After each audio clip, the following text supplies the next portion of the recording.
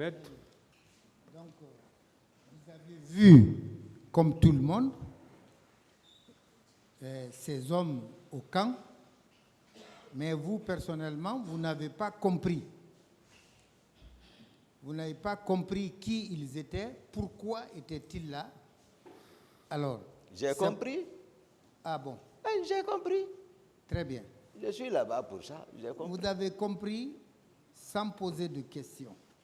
Ça, ce sont des présomptions, des estimations personnelles qui ne peuvent pas forcément être identiques à la réalité. Le tribunal va apprécier. Arrivé au stade, mon commandant, après le constat de la débandade que vous y avez trouvée, selon vos termes, quelle première scène avez-vous assisté? Pardon, maître, je n'ai pas bien entendu là-bas. Vous avez, j'ai demandé que, arrivé au stade du 28 septembre, après le constat de débandade que vous y avez décrit, que c'était la débandade, le terme vient de vous, quelle est la première scène à laquelle vous avez assisté? La première scène, j'ai vu les hommes, les personnes s'enfuir, monter les clôtures, grimper la cour du terrain et fuir, sortir par la porte. C'est ce que moi j'ai observé. Ça, c'est la débandade. Moi c'est comme ça. Les mots peuvent avoir des synonymes. Voilà, moi c'est ça. C'est comme ça que je comprends, maître. Très bien. Voilà. La femme dont vous dites avoir vu que l'on traînait, n'est-ce pas? Ça, c'était à quel niveau? Après, comment on appelle, votre entrée ou c'était sur l'esplanade? Non. Là, j'ai expliqué ça, c'est quand j'étais avec les leaders. Ça, c'est après la première cour qui abrite la pelouse, l'espace, l'annexe interne, au niveau du palais du sport. J'étais avec les leaders, donc j'ai dit à ma droite, j'ai observé ça pendant que je conduisais les leaders rapidement. Et je les ai fait embarquer, je suis parti en courant encore sans me préoccuper parce qu'il n'était plus là-bas pour aller trouver là c'est lui aussi qui m'inquiétait. Parce que lui, il l'a retiré dans mes mains, je sais. Il l'a envoyé conduire, je sais ce qui... Voilà. Donc, c'est à mon retour. La protection des leaders politiques vous a paru plus urgente que le sauvetage de la dame que l'on tirait par terre. Non, ils étaient avec ma maître.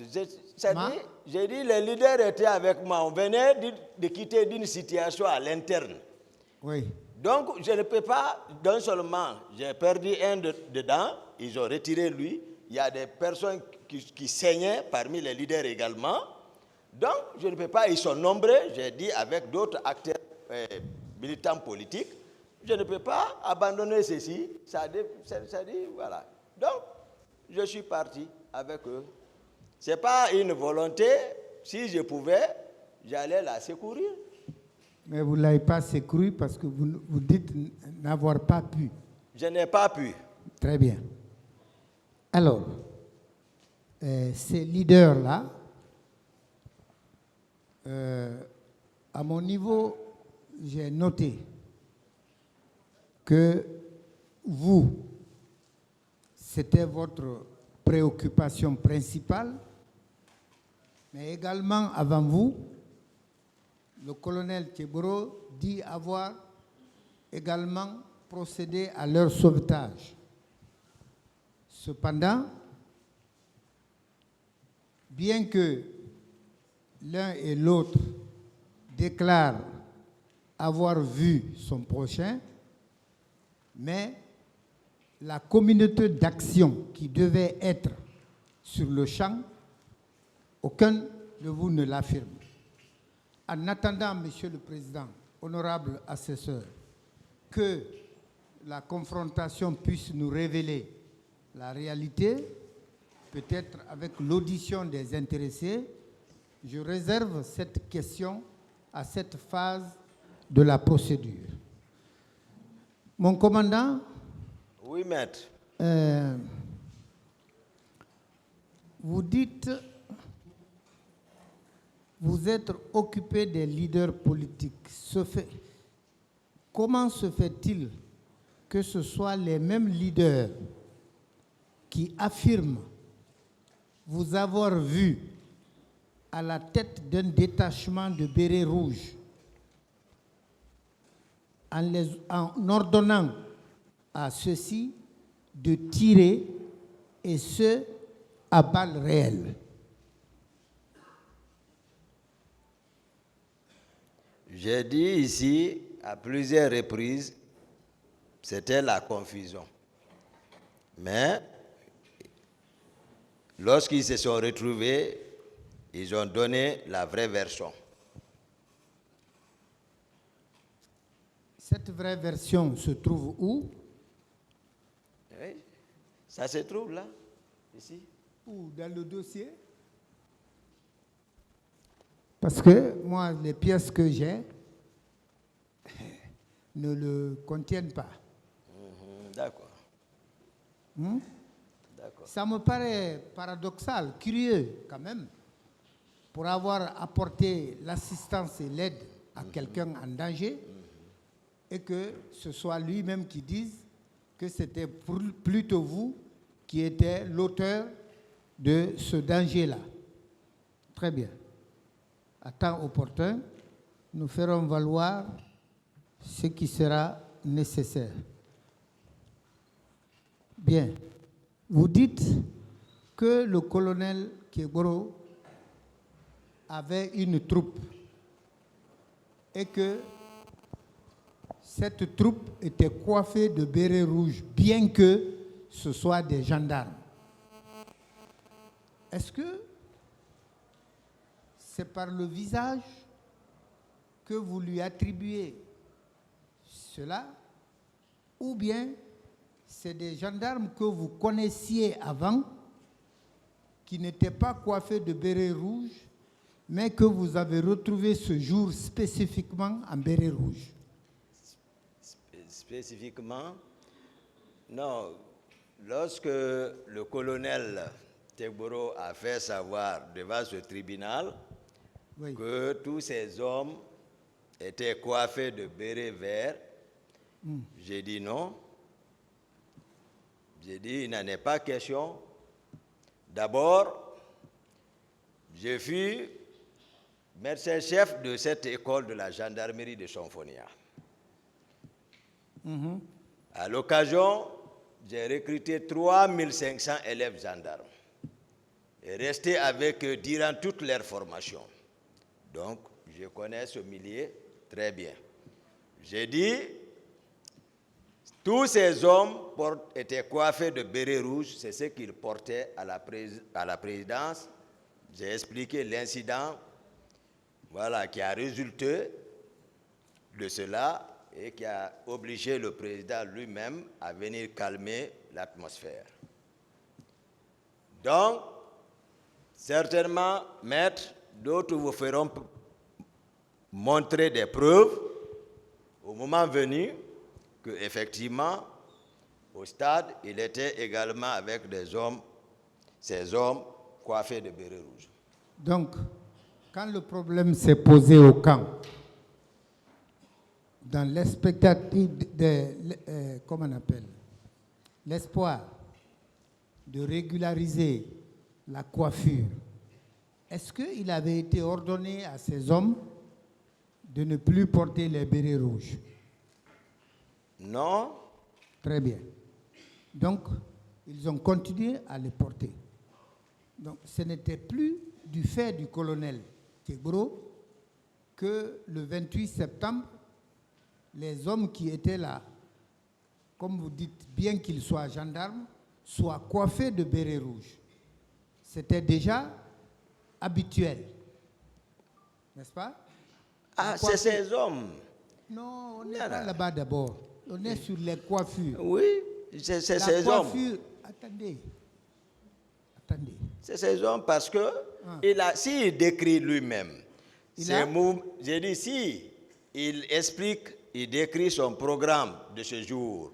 Ces hommes, d'autres étaient au stade, d'autres étaient sur la route Le Prince.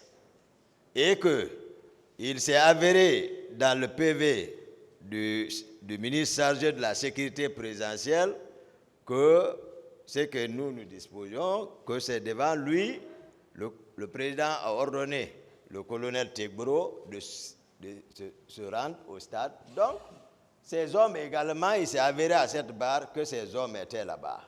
Donc, moi, je ne comprends pas. Moi-même, je suis étonné. Comme vous êtes étonné, je suis étonné sur toutes leurs déclarations. Je ne cesse de m'exclamer ici, maître, mais je suis étonné. Parce qu'ils racontent des contre-vérités. Et je viens de le dire, et cette vérité pourtant a un effet thérapeutique. C'est bon. Hein? Voilà. Là-dessus, mon commandant, la parole contre la parole. Pour départager ceux qui vous écoutent, il faut ou des preuves, ou tout au moins des commencements de preuves. N'est-ce pas?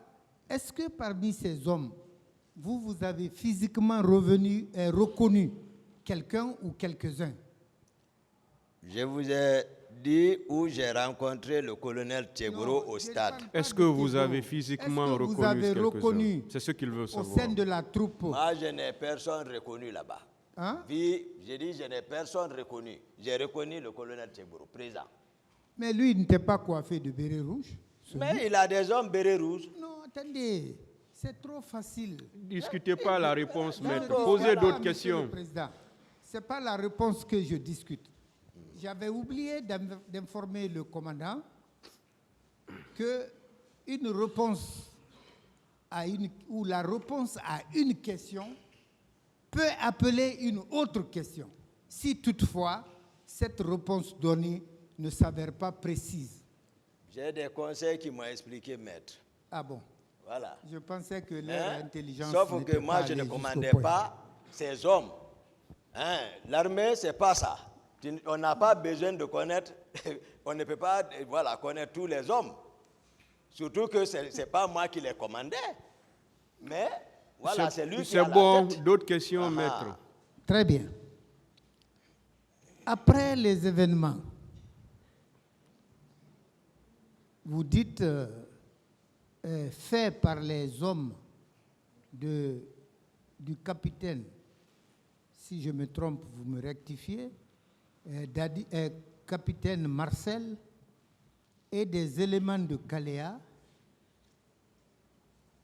Est-ce que, à votre retour, vous avez signalé ce fait au président Dadis Camara?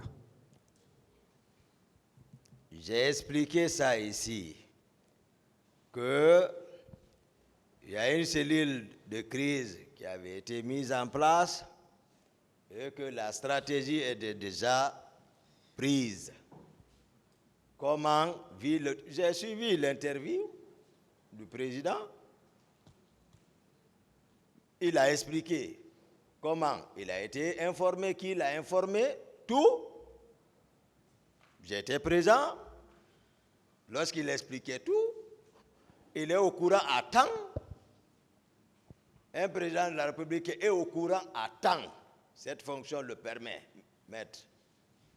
On n'a pas besoin, il est au courant à temps. Voilà.